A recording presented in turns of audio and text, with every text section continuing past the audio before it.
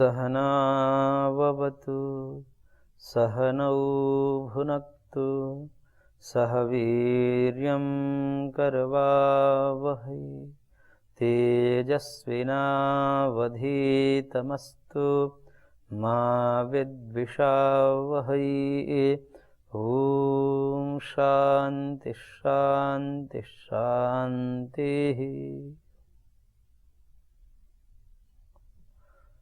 ओम श्री परमात्मा ने नमः। सांख्य कारिका कक्षा में आप सभी का हार्दिक अभिनंदन है।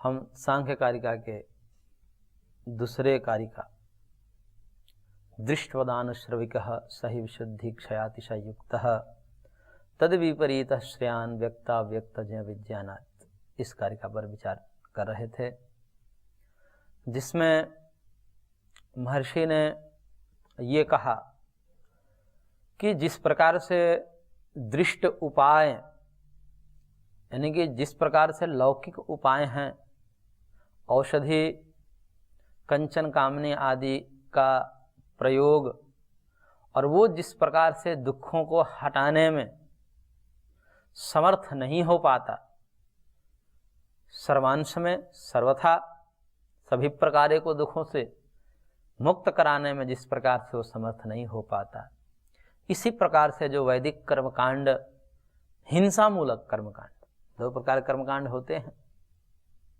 कर्मकांड तो एक ही प्रकार के होते हैं, लेकिन एक और प्रचलन में आ गया, धूर्तों के द्वारा उसका प्रचलन किया गया, इसलिए वो हिंसक कर्मकांड को महर्षि ने यहाँ पर खंडन किया और कहे कि जो हिंसक कर्मकांड है, जिसमें हिंसा का विनियोग है, जिसमें पशु बलि आदि का सन्निवेश है, इस प्रकार के यज्ञ से, इस प्रकार के हवन से कतई स्वर्ग की प्राप्ति, दुखों से मुक्ति तीनों कालों में सदा सर्वदा के लिए संभव नहीं है। क्योंकि जो स्वयं अशुद्ध है, अशुद्धता क्या है इसमें? पाप युक्त है, हिंसा युक्त है, हिंसा का सन्निवेश है ऐसे याग में। ऐसे याग का जो समर्थन करते हैं जिसमें पशु बलि है, तो उन पशु बलि क्या है? पशु बलि हिंसा है, और हिंसा पाप कर्म है, और पाप का फल क्या होता है? नरक होता है, दुख होता है। और ऐसे पाप युक्त कर्म कांड से कोई स्वर्ग की परिकल्पना करे, वो स्वर्ग किस प्रकार का? वो एक प्रकार का अमृतत्व है, एक प्रकार से जो है वही फल मिलता है जो फल महर्षियों को मिलता है, साधकों को मिलता है, योगियों को मिलता है, जो निरंतर अपने जीवन में अहिंसा व्रत का पालन करते हैं, और उनको जो फल अमृतत्व की प्राप्ति होती है, वही फल इन हिंसा युक्त कर्मकांड से मिल जाएगा। ऐसी जो परिकल्पना आई है, उसका पुरजोर खंडन महर्षि करते हैं और कहते हैं कि नहीं हो सकते।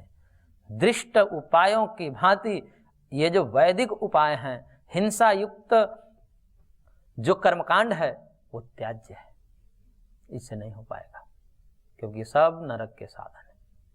अब इस विषय में पूर्व में भी हमने संकेत किया कि हिंसा के समर्थन में भी लोग खड़े होते हैं, और उन हिंसा का संबंध वेद से बना देते हैं और कहते हैं कि नहीं, वेद में कहा है हिंसा का, इसलिए सही है।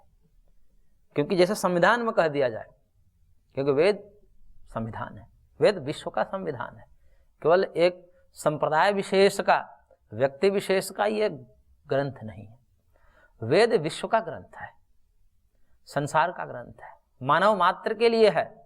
इसलिए यदि उसमें लिखा जा रहा है, इसका मतलब ठीक है। जैसे आज के संविधान है, उस संविधान में गौ हत्या जो है अपराध नहीं है, क्योंकि उसके लाइसेंस स्वयं सरकार देती है। तो यदि कोई गौ हत्या लाइसेंस लेकर कर रहा है, तो उसको सरकार बांध नहीं पाएगी, आप उस पर केस नहीं कर पाएंगे, और वो लौकिक दृष्टिकोण से, यहाँ के संविधान के दृष्टिकोण से वो व्यक्ति सुकर्म कर रहा है।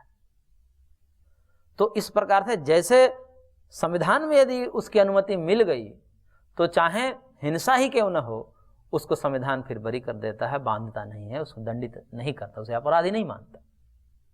ऐसे ही यदि वेद ने समर्थन कर दिया तो फिर वो सुकर्म हो गया, चाहे हिंसा ही क्यों ना हो। और उसके लिए नाना प्रकार के तर्क, वितर्क, कुतर्क दिए जाते हैं। सारे कुतर्कों का खंडन एक तो ऐसे ही सहज रूप से अंदर से शांत होकर के व्यक्ति थोड़ा सा विचार करता है तो उसको लगता है कि ऐसा कैसे हो सकता है कि एक निरपराध पशु की बलि देकर हत्या करके और आप कहते हैं कि स्वर्ग में चला जाएगा। ये थोड़ा सा हम सोचते हैं तो ही लग जाता है, इसमें ज़्यादा पढ़ने की भी आवश्यकता नहीं। थोड़ा सा यदि हम सोचते हैं तो कहते हैं नहीं, ऐसा तो ठीक नहीं है। यदि ऐसा है तो फिर तो भगवान बुद्ध ने इसीलिए तो वेदों का खंडन कर दिया, इसीलिए खंडन किया। इन वेदों में जो हिंसा का समर्थन करते हैं, हिंसा का संबंध वेदों से जोड़ देते हैं और कुतर्क करके शब्दों को खींचातानी करके, क्योंकि संस्कृत इतना समृद्ध है, उसमें एक शब्द के अनेक अर्थ हो जाते हैं। जैसे आलभन, पशुम आलभेत, वेद का वचन है। पशुम आलभेत, और आलभन का दो अर्थ है, एक तो मारना भी अर्थ है और एक स्पर्श करना भी अर्थ है। अब यह है कि आपने आलभन का अर्थ वहां पर हत्या वाला ही क्यों दिया, स्पर्श करना भी अर्थ हो सकता है। बहुत सारे आप देखेंगे कि बहुत सारे पूजा होती है, उसमें पशु का प्रयोग होता है। जैसे गाय को बुलाया जाता है, उसका पूजन किया जाता है, उसका स्पर्श किया जाता है। ऐसे ही उन यागों में पशुओं के स्पर्श का विधान भी हो सकता है। वही है, पशुओं को बुला करके वहां पर ले आ करके और उनका स्पर्श आदि किया जाता है, वो शुभ माना जाता है। बकरे आदि का भी कथन है कि बकरे का यहाँ पर स्पर्श करना है, सफेद बकरे का स्पर्श करना है, वो सब विधि विधान है। तो उसमें आपने आलभन का अर्थ जो है हिंसा ही क्यों लिया? जब स्पर्श करना भी अर्थ हो सकता है तो आपने हिंसा ही अर्थ क्यों लिया? यहां पर मतभेद है। एक जो उसका समर्थन करने वाला है वो कहता है कि वो उन शब्दकोशों में वो अर्थ दिखा देता है कि देखिए आलभन का मत ये अर्थ होता है। और जो अहिंसा का समर्थन करता है कि नहीं, ऐसा हो ही नहीं सकता कि वेद में हिंसा का कथन है, क्योंकि वेद ने स्पष्ट रूप से मना किया, मां हिंस्यात् सर्वभूतानि, किसी भी प्राणी की हिंसा ना करे, किसी भी प्राणी की हिंसा ना करे। ये जब वेद मना कर दिया, इसमें कुछ छोड़ा ही नहीं, सर्वभूतानि कर दिया। किसी भी प्राणी की आप कष्ट नहीं पहुंचा सकते, मार नहीं सकते, तो आप फिर कैसे मार सकते? अब इसमें भी जो है कुतर्क करने वाले कहते हैं कि ये तो सामान्य नियम है जी, सामान्य नियम है, और सामान्य नियम जो है तो रहते ही हैं, लेकिन उसमें कुछ अपवाद होते हैं। जैसे कुछ सामान्य सूत्र होते हैं, अष्टाध्यायी आदि में पढ़ते हैं, तो सामान्य एक नियम लागू होता है, बीच में एक अपवाद सूत्र आता है, उसको हटा करके काम कर देता है। यानी कि समान रूप से तो ये होगा कि मां हिंस्यात् सर्वभूतानि, ये तो लगेगा ही, सारे जगह पर आपको हिंसा का ही पालन करना है, परंतु वेद में इतने जगह हिंसा है, ऐसा करके सामान्यात् विशेषो बलीयत्वात्, ऐसा एक न्याय दे देते हैं कि सामान्य से विशेष बलवान होता है। कि जैसे सामान्य नियम है कि रोज संध्या उपासना करनी है, रोज प्रतिदिन संध्या उपासना करनी है, ये नियम हो जाए। और मान लें कि संध्या उपासना के समय ही आपके झोपड़ी में आग लग जाए या उस जगह आग लग जाए, तो अब क्या करना है? वहां आप बैठ के संध्या करेंगे या भागेंगे? तो कह रहे हैं कि यह जो अब आया आपद धर्म है, ये विशेष है। समान रूप से तो आपको करना यह नियम ही है, लेकिन अब तो आपद धर्म आ गया, अब यहाँ तो भागना ही, अब तो छोड़ना ही पड़ेगा आपको। इसलिए यदि कोई इस प्रकार से छोड़ भी देता है तो वह पाप का भागीदारी नहीं बनेगा, क्योंकि विशेष काल में जो विशेष कर्म होते हैं वो सामान्य को हटा करके यदि वहां लागू कर दिया जाए तो भी वो बाधित नहीं होते, वो नियम बाधित नहीं होते हैं, यानी कि वो दोषी नहीं होता। तो इस प्रकार से वो कहते हैं कि सामान्य नियम है कि किसी भी प्राणी की हिंसा ना करें, परंतु विशेष परिस्थिति में, विशेष परिस्थिति क्या है? वो याग है, उन यागों में आप कर सकते हैं। तो उनको ये कहा था कि भाई ये तो श्रुति बाधित हो गई। कौन सी श्रुति? मां हिंस्यात् सर्वभूतानि, ये श्रुति तो बाधित हो गई, ये तो खंडित हो गई। ये कह रही है कि किसी भी प्राणी की हिंसा नहीं करें, आपने हिंसा कर दिया। तो वो यहाँ पर एक न्याय कुतर्क के माध्यम से प्रस्तुत करते हैं कि सामान्यात विशेषो बलीयत्वाद, कि सामान्य से विशेष बलवान होता है, इसलिए ये अपवाद है। अब अपवाद कह दिए। अब ऐसा कहने से मानने वाले मान भी लेते हैं, क्योंकि गुरु जी बोल रहे हैं तो ठीक ही बोल रहे होंगे। बाबा वाक्यम प्रमाण, बाबा जी बोल रहे हैं तो ठीक ही बोल रहे हैं। इसका वर्णन, इसका निषेध जो है महाभारत में भी आता है। शांति पर्व में भी एक श्लोक आता है और पूरा वो कहानी है, वो कहानी पढ़नी चाहिए। वहां पर एक श्लोक आया है और उसमें ये कहा कि शूरा मत्स्या पशुर्मांसम द्विजातीनां बलिस्तथा धूर्तैः प्रवृत्तम यज्ञेन एतद् वेदेषु कल्पितम्। करें कि शूरा मत्स्या पशुर्मांसम। शूरा मतलब शराब, मछली, पशु मांस, ये सब जो हवन आदि के माध्यम से विशेष अनुष्ठानों में जो जोड़ा गया है, वो कब और किसने जोड़ा? जिसने भी जोड़ा, धूर्तैः प्रवर्तितम, धूर्तों ने ये चलाया है। नैतद् वेदेषु कल्पितम, ये वेद का मत नहीं है। ऐसा महर्षि वेदव्यास जी महाभारत में स्पष्ट रूप से मना करते। शूरा मत्स्या पशुर्मांसम द्विजातीनां बलिस्तथा धूर्तैः प्रवृत्तम यज्ञेन एतद् वेदेषु कल्पितम। धूर्तों ने ये वेद में चलाया है, वेद का मत ऐसा है ये कह करके चलाया है और वेदों में जोड़ दिया है और कर्मकांडों में जोड़ दिया है। इस प्रकार से ये कौन लोग हैं? धूर्तैः, धूर्त हैं। तो धूर्तैः प्रवर्तितम यज्ञ, ये यज्ञ में धूर्तों ने प्रवृत्त किया है अपने खाने पीने के लिए। जो जैसा है वैसा ही अपना प्रसाद चढ़ाता है। तामसिक है, तामसिक व्यक्ति अपना मांसादि का ही कहते हैं कि देवी मांग रही है, ये देवता मांग रहे हैं। अरे देवता काहे मांगेंगे भाई? तुम मांग रहे हो ऐसा कहो, देवता क्यों मांगेंगे?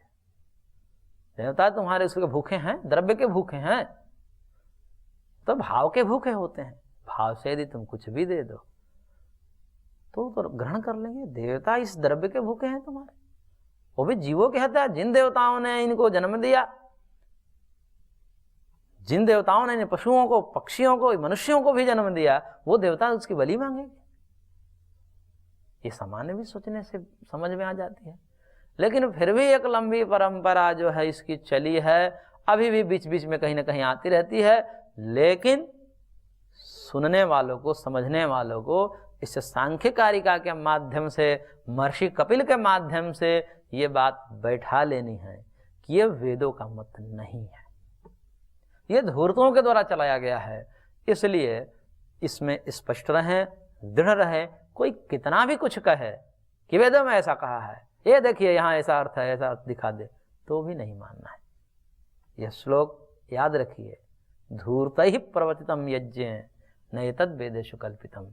धूर्तों के द्वारा ही चलाया गया है, क्योंकि अहिंसा सकलो धर्म, हिंसा धर्मस्तथा हिता।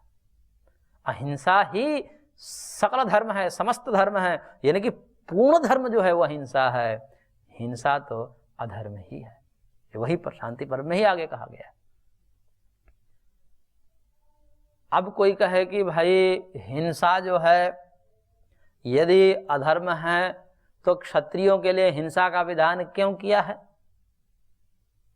भगवान स्वयं अर्जुन से हिंसा के लिए उद्यत करते हैं, उसको उकसाते हैं, और कई तो इसी से परेशान रहते हैं कि देखो हिंसा कराने के लिए ग्रंथ गीता, गीता जिसको कहते हैं वो तो हिंसा कराती है, इसलिए त्याज्य है। तो ये क्या है? इसमें भी स्पष्ट रूप से आपको समझ लेना चाहिए कि भगवान ने कभी भी हिंसा का समर्थन नहीं किया। हिंसा का उनको समर्थन करना होता तो जिस दिन वो कहा दुर्योधन ने कि मैं नहीं दूंगा, उसी दिन वो अर्जुन आदि का साथ देकर के युद्ध के लिए खड़ा कर सकते थे। लेकिन फिर भी शांति दूत बन करके भगवान कई बार प्रयास किए, ये युद्ध ना हो, युद्ध टल जाए, क्योंकि युद्ध समाधान नहीं है। किसी भी समस्या का समाधान युद्ध नहीं है। इसलिए आप चाहे भगवान राम को देखिए अथवा भगवान श्री कृष्ण को देखिए, वो शांति दूत बनकर जाते हैं, भेजते हैं कि न होवे, क्योंकि मा हिंस्यात् सर्वभूतानि, ये वेद का वचन है और ये वेद स्वरूप है स्वयं भगवान श्री कृष्ण और राम। ये तो साक्षात धर्म है, रामो विग्रहवान धर्म। तो धर्म के साक्षात मूर्ति हैं, वो कैसे अधर्म कर सकते हैं? इसलिए बार बार उसको हटाने के लिए कि वो धर्म ना आ पाए, चाहे कोई किसी भी परिस्थिति में ना आ पाए, उसकी टालने के भरसक प्रयास करते हैं।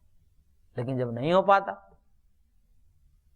तब आपद धर्म बन जाता है, कब तो करना ही पड़ेगा, क्योंकि ये ना करेंगे तो यह व्यक्ति और आगे हिंसा को फैलाएगा और भी हिंसा इस जगत में बढ़ जाएगी। इसलिए हिंसा के निदान के लिए यदि हिंसा की जा रही है तो उसको आपद धर्म माना जाता है।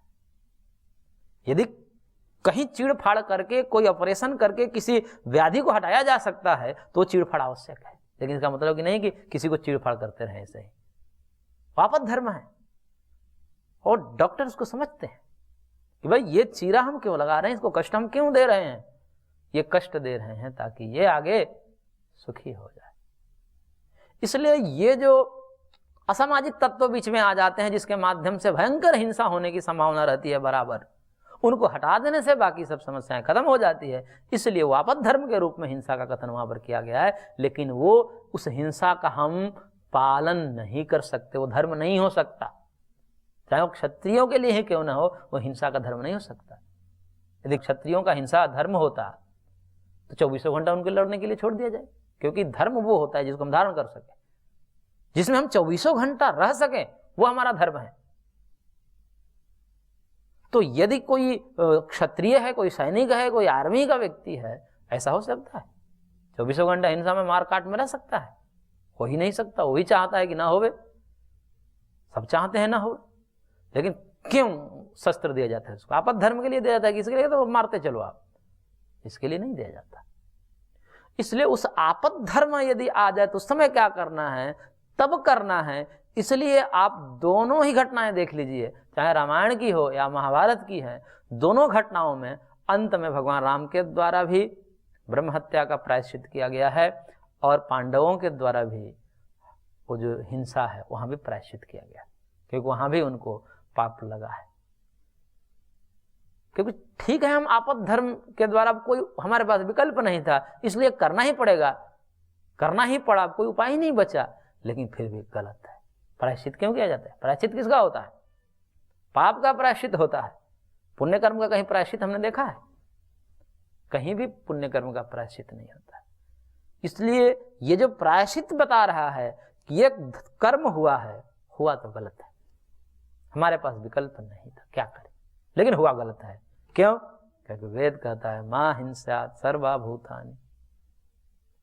इसलिए किसी भी प्रकार से हिंसा का समर्थन करना वो धर्म नहीं हो सकता।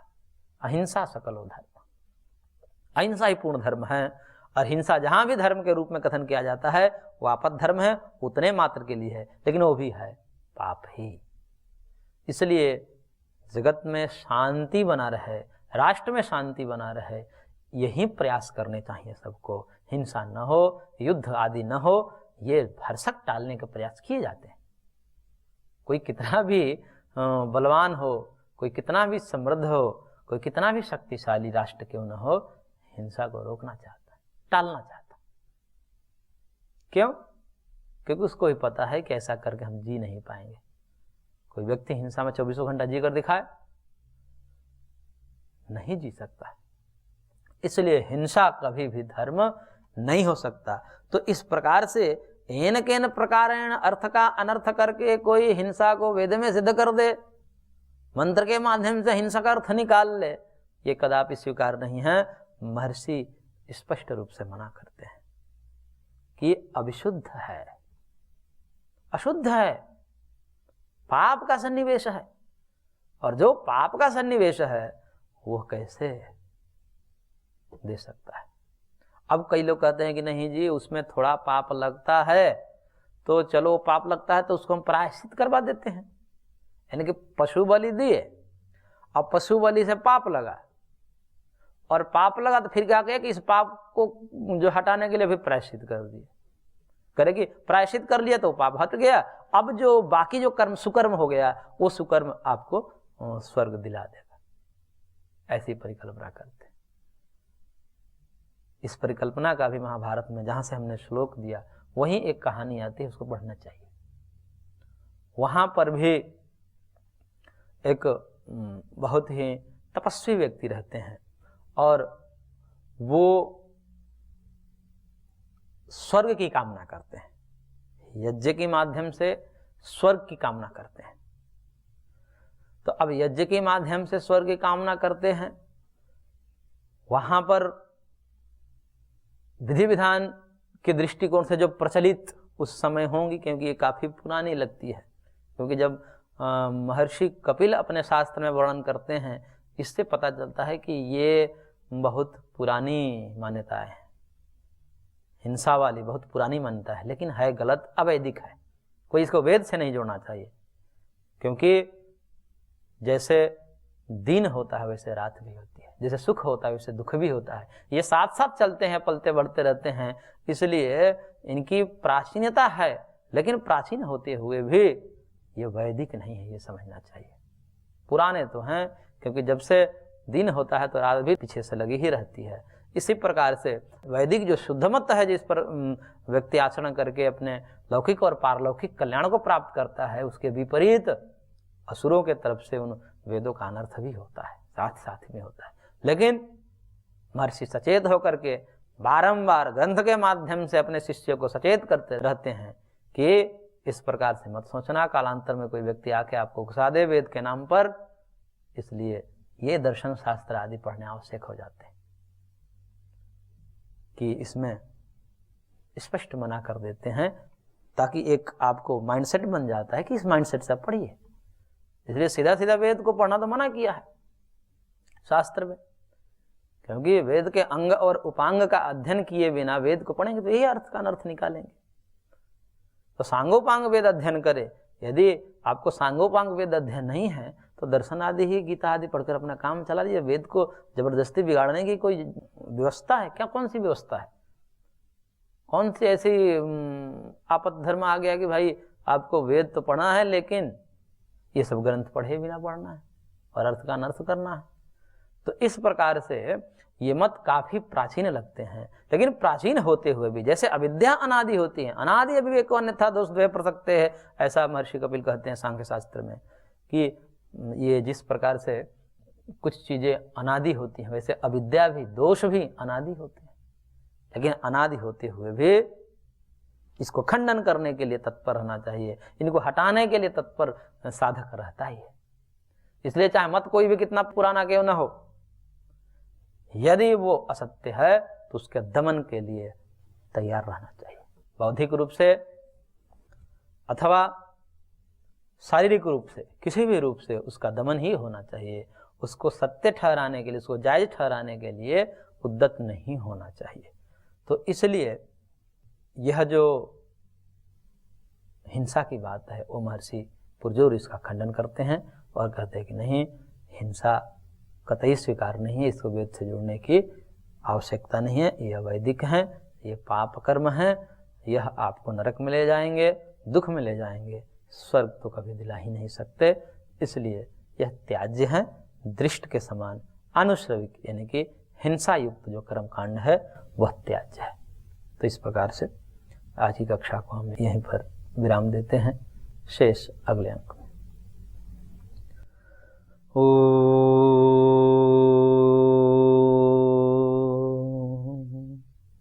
शांति शांति शांति।